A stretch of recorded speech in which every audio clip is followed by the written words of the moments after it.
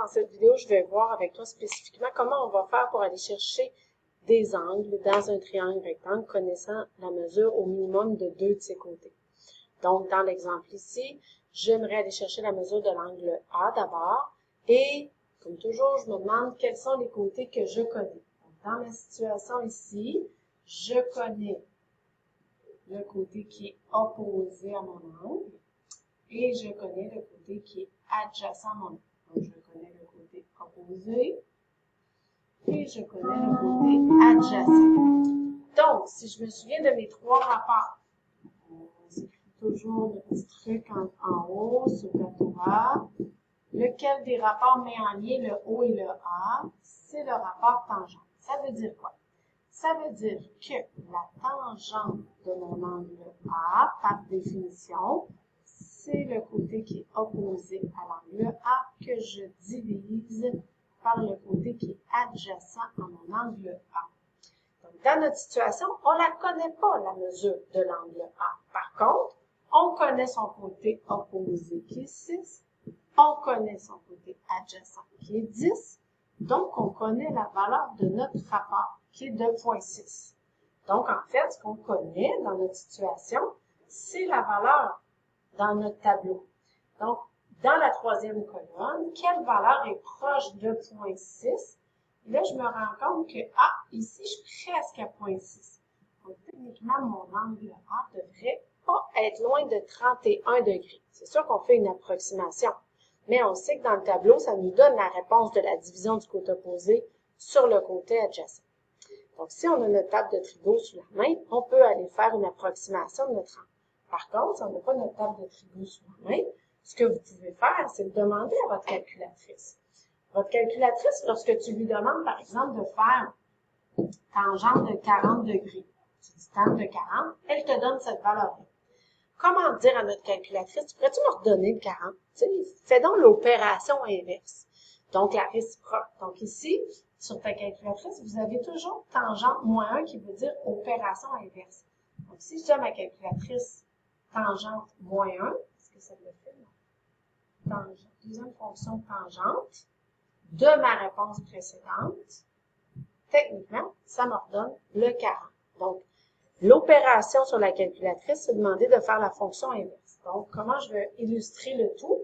Bien, ici, je peux demander à ma calculatrice, bien là, tangente moins 1 de 0,6 égale, donc ça devrait être pas loin de 31, la table de trigo, on l'avait déjà prédit.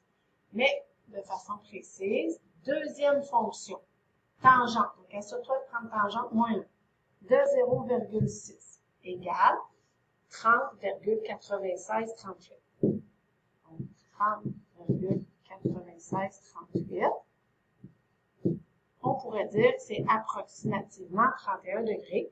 Pour les angles, souvent, on accepte d'arrondir à l'entier, puisque si on utilise la table, on n'a pas le choix, ce n'est que des entiers, donc j'ai pu faire ça.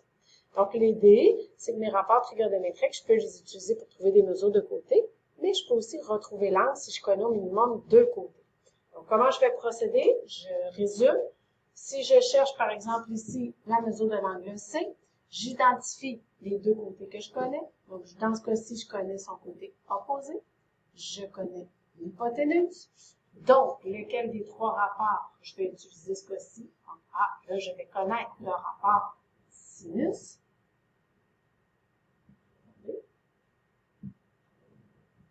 Donc, là, je vais connaître mon rapport sinus. Donc, par définition, le sinus de l'angle C que je cherche. Par définition, c'est le côté opposé à l'angle C que je divise par mon hypoténuse. Donc, dans ma situation, je ne connais pas l'angle, mais je connais le côté opposé, je connais l'hypoténuse, donc je connais la valeur du rapport. Si j'effectue 5 divisé par 12, ça va me donner 5 douzièmes naturellement, 0,41,66 périodiques. Si j'ai ma table de trigo sous la main, là, je vais aller voir dans la première colonne. Laquelle colonne est le plus près de combien j'ai dit déjà? 0,41. Donc là, c'est à peu près ici entre les deux. Donc, c'est en angle entre 24 et 25 degrés. Je peux demander à ma calculatrice d'être plus précis. Deuxième fonction, cette fois-ci, je vais prendre sin, parce que c'est le rapport sinus que j'ai. 0,4166. 6, on va en rajouter. Ça me donne un angle de 24,62. C'est à peu près ça que j'ai trouvé sur ma table de frigo, mais la calculatrice est plus précise. Mais on pourrait très bien accepter 25 degrés. Donc, sinus moins 1 de cette valeur-là nous a donné 24,6238. Donc, j'ai été capable, qui est approximativement 25 degrés.